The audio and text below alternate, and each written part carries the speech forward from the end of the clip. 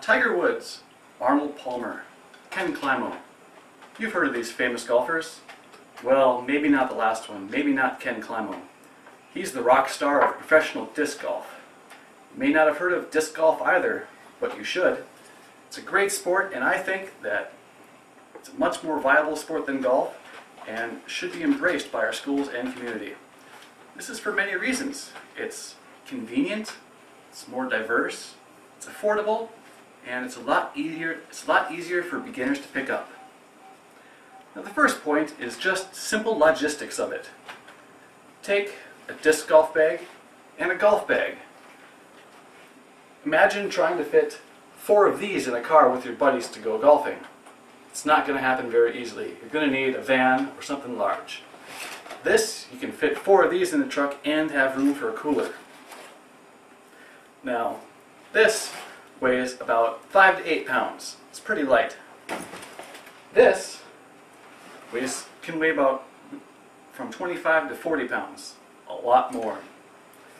Now, a round of golf typically lasts about 4 to 5 hours for an 18-hole course. For disc golf, it's about 60 to 90 minutes, a much more comfortable amount of time. Now, golf also requires things like tee times and dress codes. But for disc golf, anybody can just walk right on. And for this reason, you can see that, just like with tee times and dress codes, golf is a lot more rigid. Where on the other hand, frolf, or disc golf, or frisbee golf is a lot more diverse. An example of this is, you can just think about alternate tee locations. On a golf course, there's the white tees, the red tees, and the blue tees.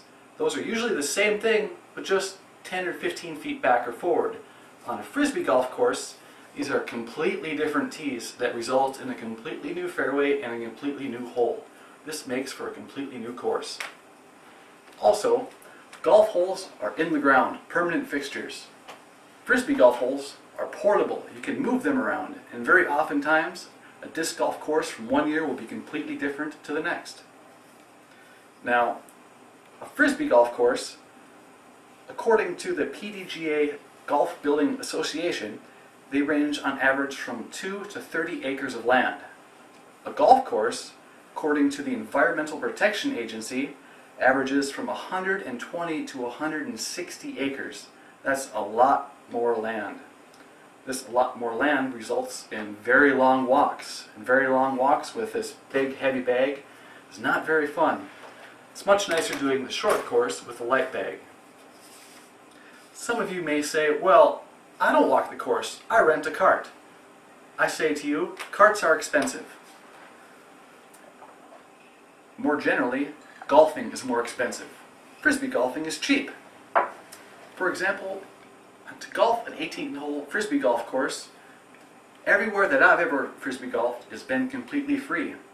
But PDGA Association member Scott Ress, he's been to a lot more courses than me, and the best of the best courses can cost up to $5 for all-day play. Now, golf, on the other hand, is a lot more expensive. Golf around here in Fargo area can cost $20 for an 18-hole course. But in the nice courses, it can cost up to, for example, Pebble Beach, one of the nicest courses there is, they cost $495. And that's just to play on the course. It's not cart rental, it's not club rental, it's just $500. Now, another thing I must say is, for frisbee golf, you just need a disc. When you're starting out, you can use one disc. But for golf, you have to buy clubs, you have to buy a bag to put in a bag to store all your clubs, and you have to buy balls and tees. And if you want, you can buy gloves and cleats. That's a lot more stuff. Frisbee golf, it's just one disc. That's all you really need. Now, when you're buying these discs, a typical cost for a frisbee golf disc is about $10 to $25. For a golf club, you can spend $500 to $500 per club, or thousands of dollars if you want to buy an entire set. Now, for the beginners and advanced players, you're going to lose a lot of golf balls. And golf balls nowadays cost $1 to $4 each, so that's going to be really, really expensive. Now, for Frisbee golf, if you're a beginner, like I said before, you only need one disc. But for golf, the PDGA rules state that each player must have their own full set of clubs. Now, this brings me to my last point. Golf is really hard to start out, but Frisbee golf is really easy.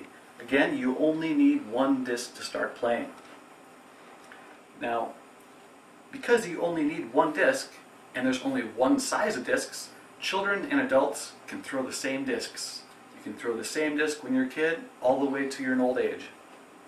Now, in school, we had golf as a class in my school.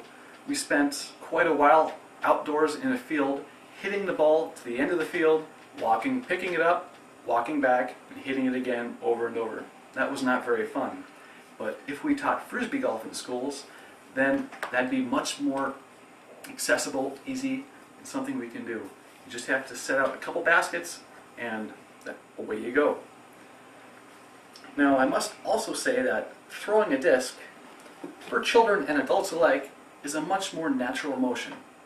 Compare throwing a disc, that motion, with swinging a golf club. It's just not nearly as natural. So, in conclusion, these are all great reasons why Frisbee golf should replace golf as one of the favorite national pastimes. As a sport, I've shown you how it's more convenient, diverse, affordable, and friendly to beginners than golf is. And these are reasons why we should be teaching this superior pastime in schools instead of the archaic, old-fashioned, outdated sport of golf.